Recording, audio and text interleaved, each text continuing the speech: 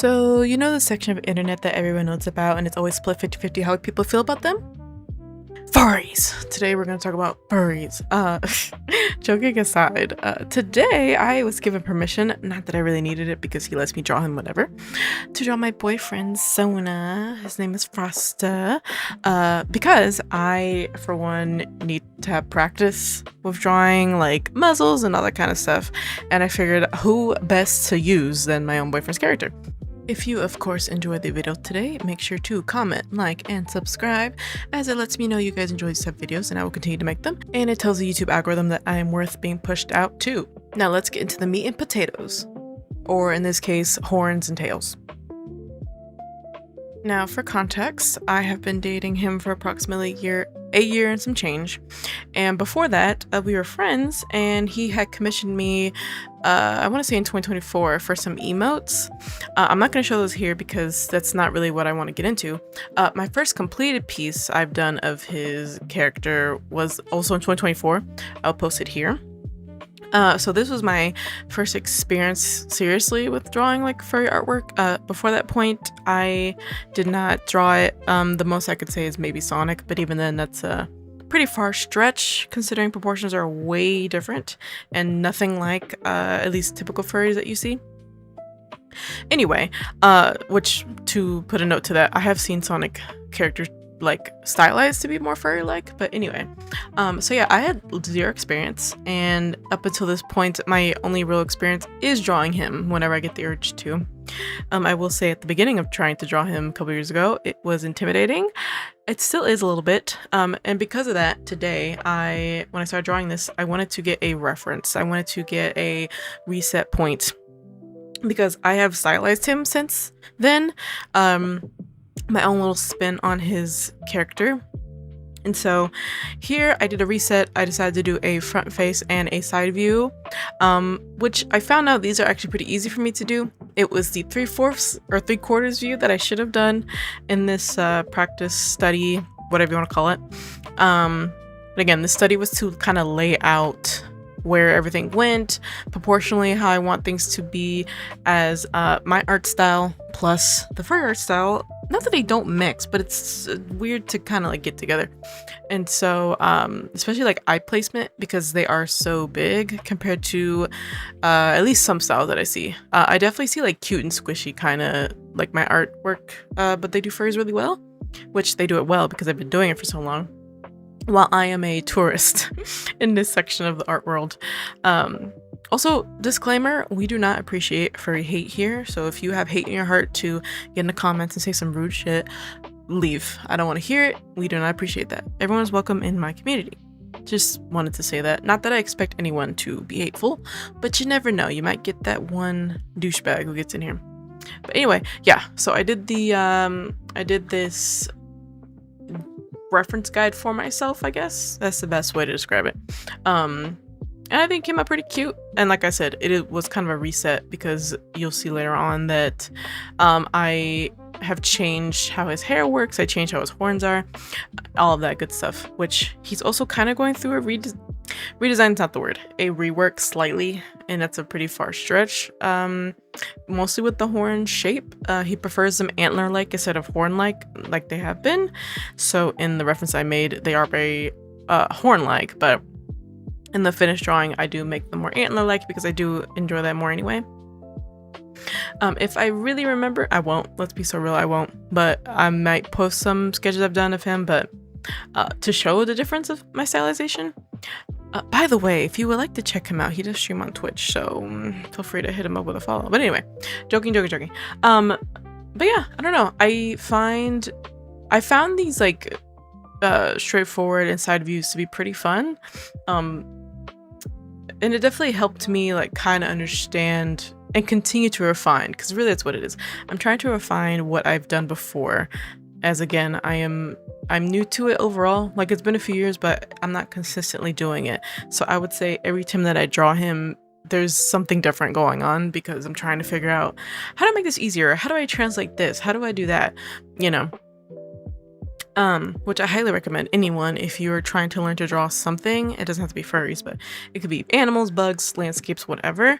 Like, definitely sit down and do like a little study. Like, lay out what you know you can do, and then what you see others do, and try to translate it into how you want it to look. If that makes sense, because everybody has their own signature look. I'm not even gonna say style, but because that just feels so overused to say. Everyone has a signature look that you want your art to look like / already looks like. And when you look at another artist doing something, when you translate it into yours, it will not look exactly the same unless you are like studying that hard with it.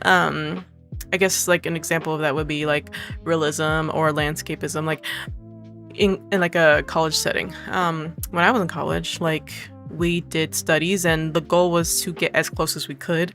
Obviously, we all had our own styles. We all knew that. But the goal was to try to get as close as possible to see like what techniques you can use to do that, right?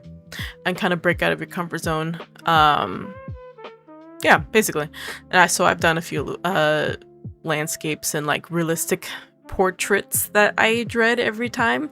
When I was in those classes, it was just like, we're gonna do another portrait. It's like, I'm tired of the portraits. I'm not posting them here, but all of us who have gone into art school know the plight. But anyway, yeah, so for me, like, I didn't like sit down and pick a furry artist and try to replicate their style or anything, but I definitely was pulling up references on Pinterest that weren't AI, and on YouTube for sure, like listening to people talk about it to get me into the mood as well. Thankfully, his design is simple enough that I don't have to do so much work as far as translating too many things.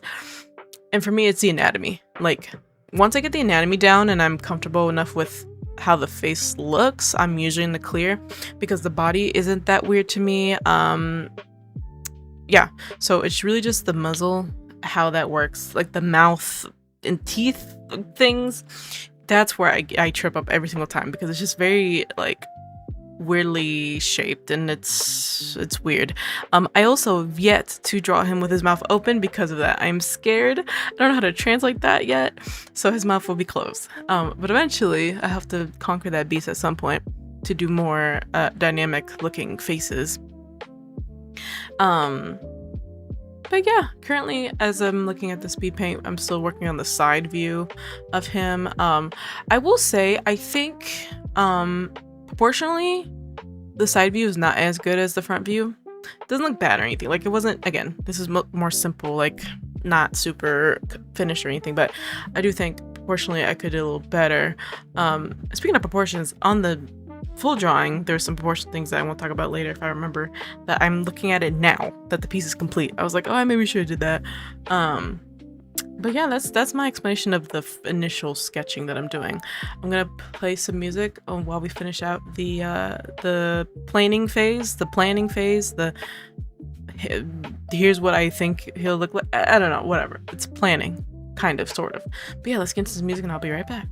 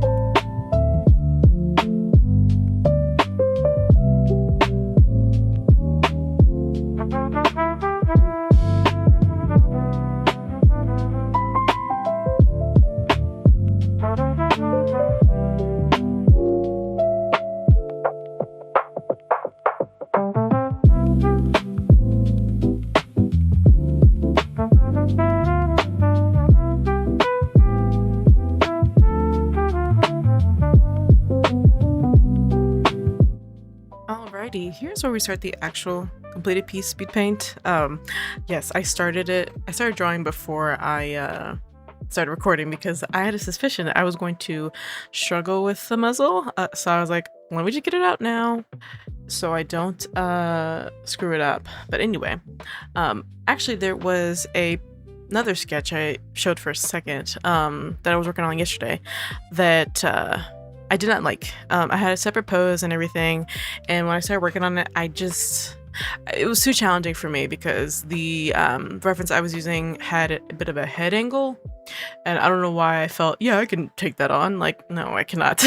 So I scrapped that. And today, yes, because I'm drawing and editing on the same day, I found another reference. It was more simple for me to do, and I thought it was cute. It was a guy with a lollipop looking somewhat surprised, or, well, maybe not surprised. I don't know how to explain it, but almost like you walked up on him while he was doing that, that kind of thing.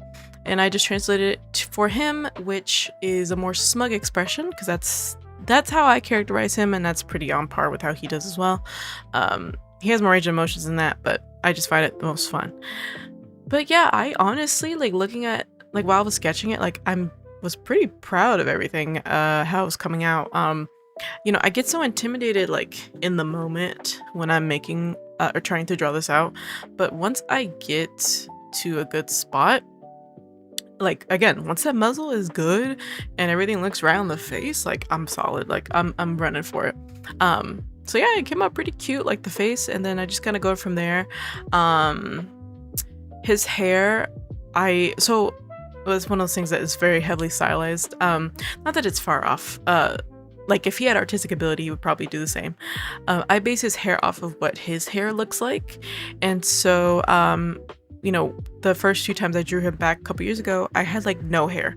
Because the references I was given also didn't have, like, a flowing mane in the back. So I was just like, okay, whatever. But now that I've stylized it and I know what he looks like and, like, you know, all that stuff, like, I love a flowy hairstyle. I am a woman who is a sucker for long hair. What can I say? And so I had to give him that, like, duh. Which I love. You know, part of me feels like, oh, it would be, like, too much visually with, like, the long flowy hair in the back and then, like, his actual mane, or chest fluff, whatever you want to call it, rather. But no, it doesn't bother me. Like, I think it looks good, and he deserves to have all the flowing hair. Because his girlfriend would love it. No, but yeah, no, I think everything came up pretty good. I tried to add a hat because he is a rancher, and there's been a few art pieces that I drew him with a hat, but it did not work out for me. I did not like it, and it's too much to try to figure out with the horns and the hair, and I was just like, I'm just gonna scrap it. This is gonna be just no hat. The horns do enough on his head anyway. And then I wasn't gonna, so like I mentioned the reference, it's a guy holding a lollipop, but I wasn't gonna add it at first. I was like, I'll just have him with a piece of grass in his mouth, you know? But then I was like, that's a cop-out. You're, like, trying to avoid drawing hands. Go ahead and do it. And I did. I did struggle a little bit with proportions of where the hand and the arm attach, but overall I think it came out pretty good once I figured it out logistically. And I'm glad that I didn't chicken out like I was going to.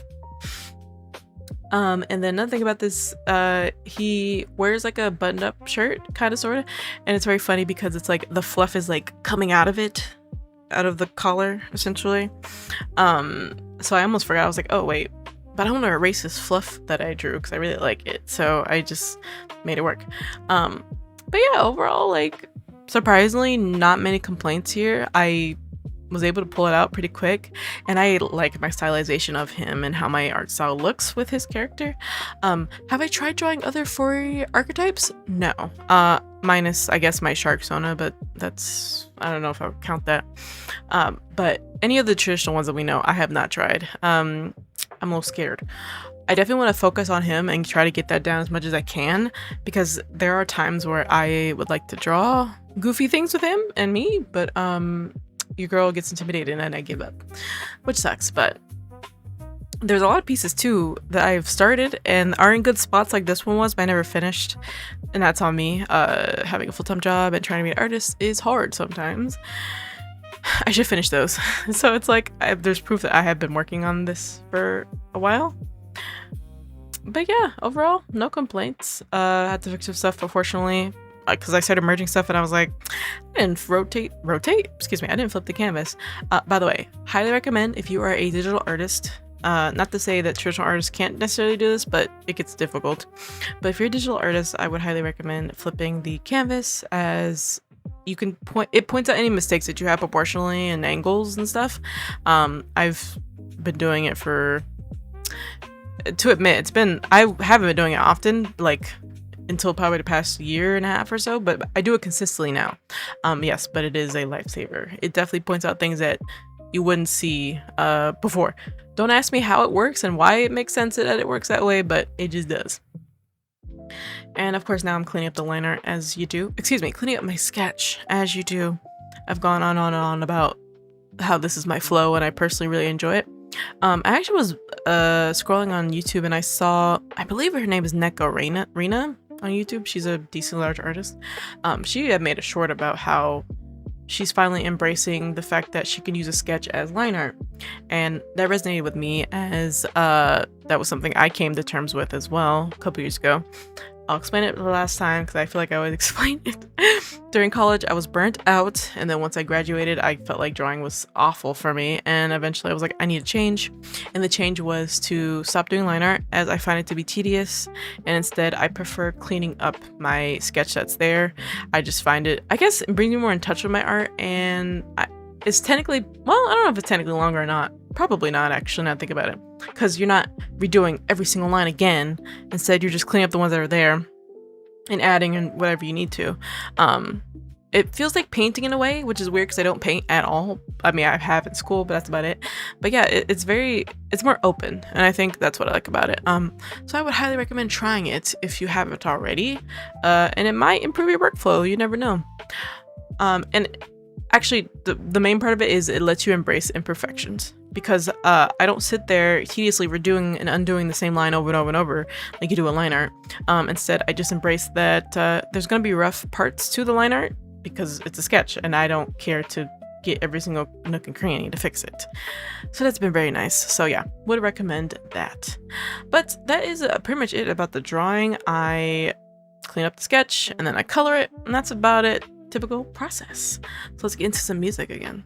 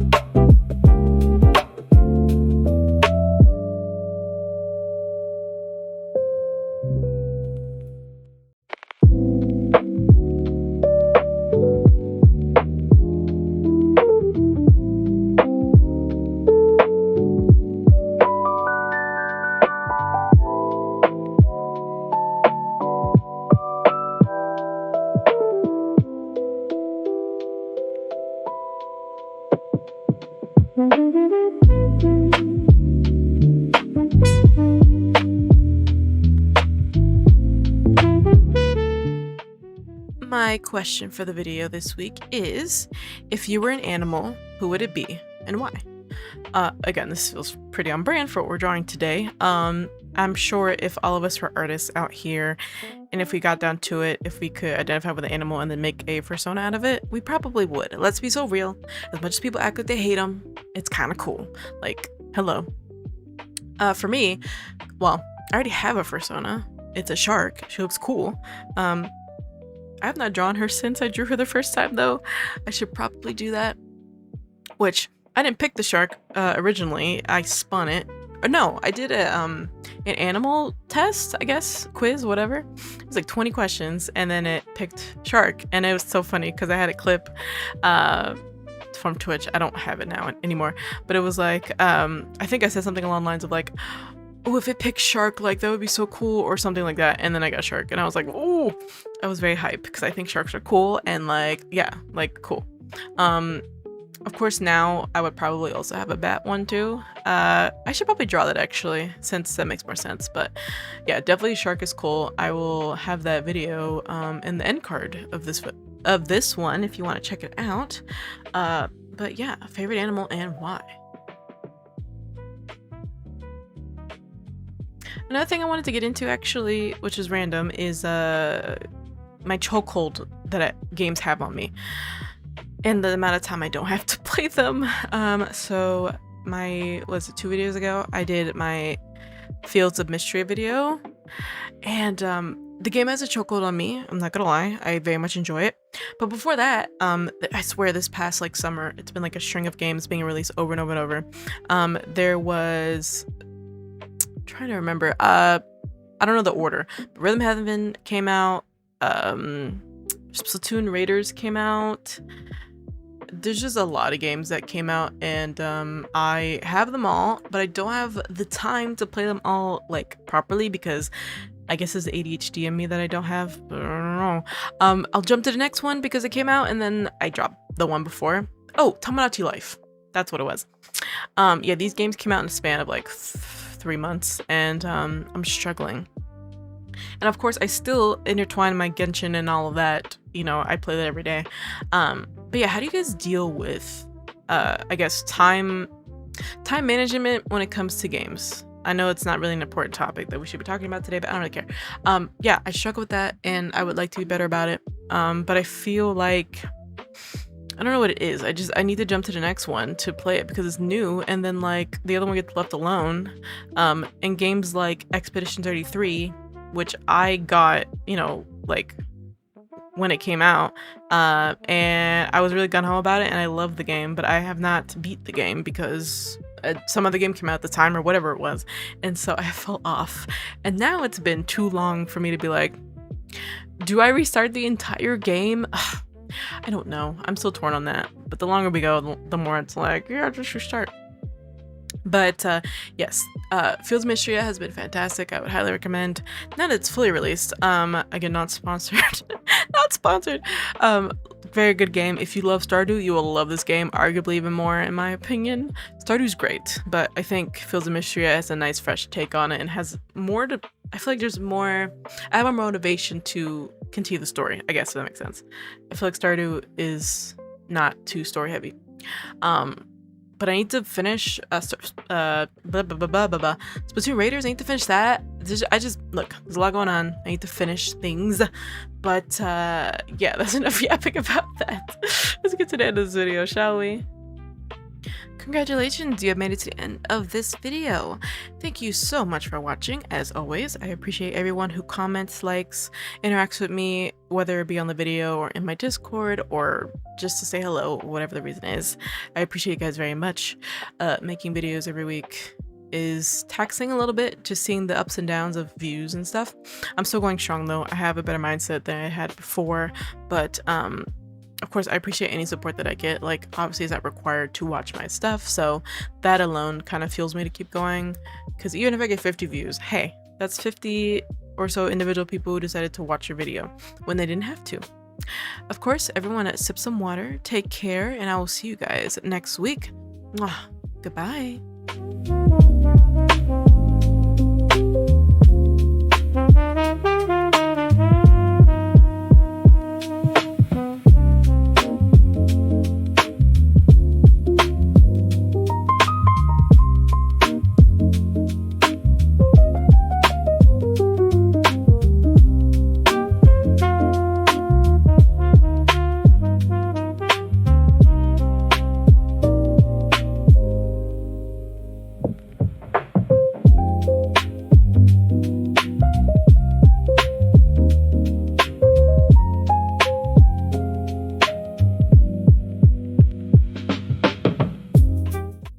You have made it to the end of the video where I'm going to thank my Ko-Fi subscribers. If you would like to have your name said here and listed on screen, then feel free to join my Ko-Fi. It's going to be in the description.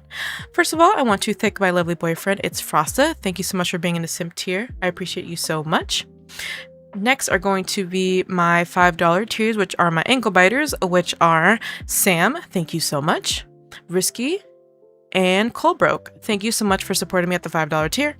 And lastly, but certainly not leastly, thank you so much to my Baby Bats tiers members, which are Minnie, Black Hotel, and Paluki. Thank you so much, you guys. You make my world go round, and I give you guys a big hug as always. And again, if you want to join, feel free. Link in the description. Don't feel pressured to. It's just something I have for those of you who have the money to support me, and I appreciate you guys very, very much.